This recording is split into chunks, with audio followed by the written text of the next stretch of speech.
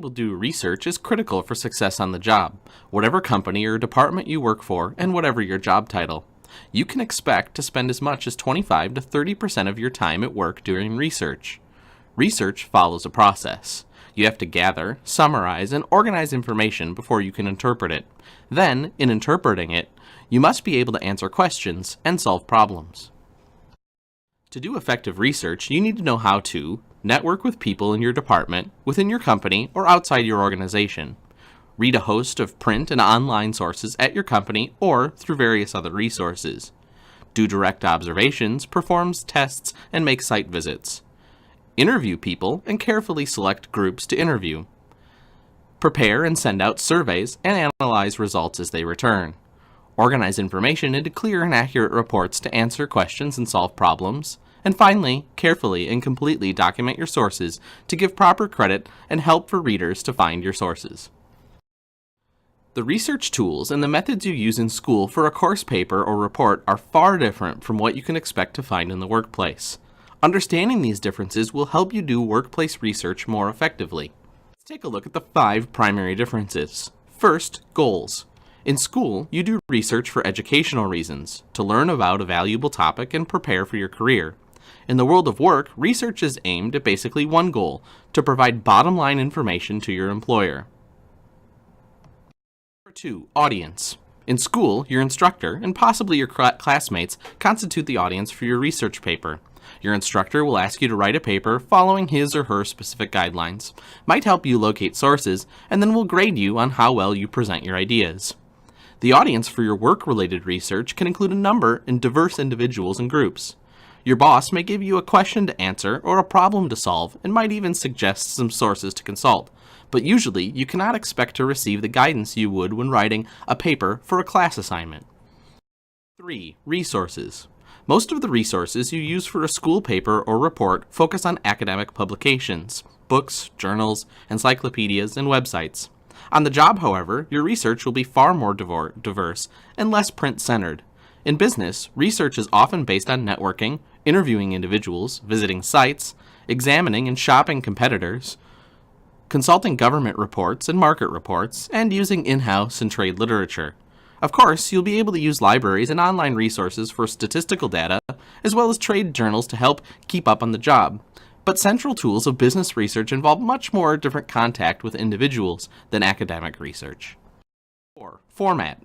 Your school research report needs to follow a guideline set by your instructor.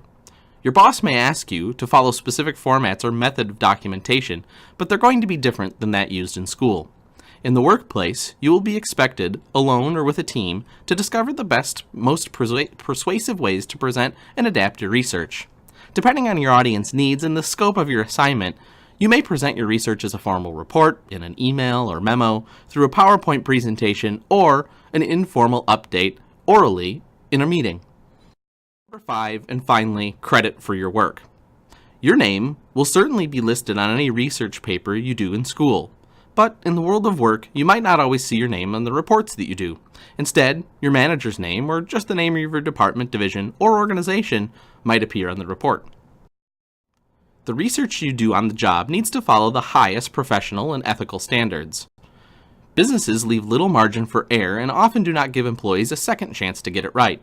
To make sure your research meets your employer's expectations, it must be, first, relevant. Job-related research must focus directly on providing specific answers and solutions to key questions and problems affecting your company. Because research in the business world is so costly, your employer will not allow you to waste much time or money on side issues, unproductive leads, or personal interests. 2. Current. Your information must be up to date.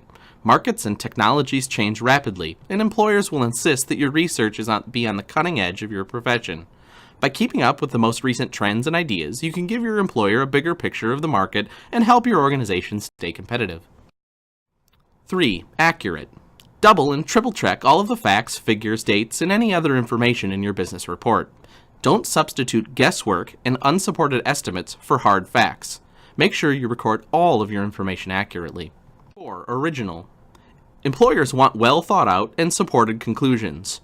Don't just repeat what you've read in a report or an article or have heard at a conference. Evaluate all of your data. Question and test what you've heard, observed, and read. That way, you can persuasively modify and expand on it, reject it, or project and predict what your organization needs to know, when they need to know it, and how they need to know it. 5. Thorough. Look at a question or a problem from all sides. Network with colleagues to look for any gaps or inconsistencies as well as business opportunities. Confirm all opinions and options. Never omit important data. 6. Realistic. Base your research on realistic, profitable conclusions. Unsubstantiated recommendations that fly in the face of a company's protocol may not be logical, profitable, or acceptable. Be sure that your research is consistent with your organization's priorities and policies. 7. And finally, ethical and legal. Obtain your findings ethically and lawfully so that you do not infringe on the rights of others. Rating someone's unpublished research, sharing confidential or privileged information with a third party, or skewing the results of a survey are all unethical acts. So too is discounting or minimizing facts that don't agree with the findings or what you might expect. Plagiarism and omitting evidence are serious violations in the world of work, just as they are in the classroom.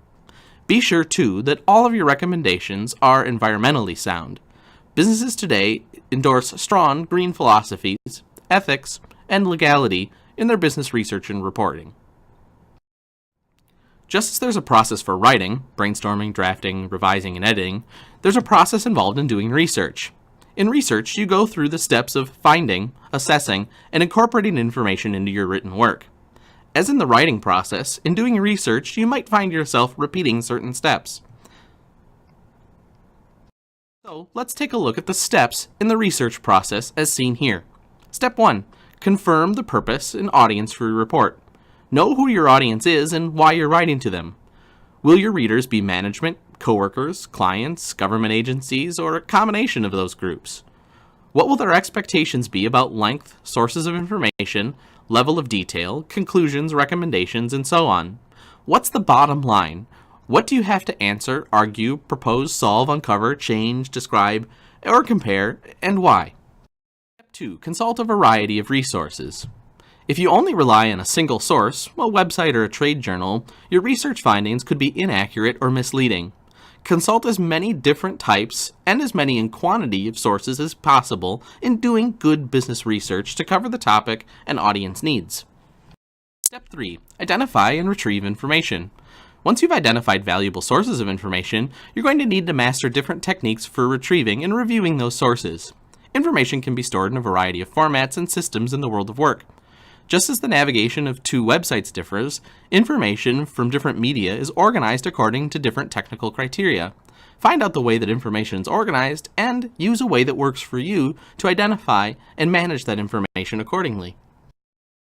Step 4. Evaluate sources both print and online. There's an explosive amount of online and print resources available for your business research. Be prepared to read tests, surveys, interviews, website, and printed sources critically to see if the writers have a particular agenda or bias and what their opinions might be on a topic.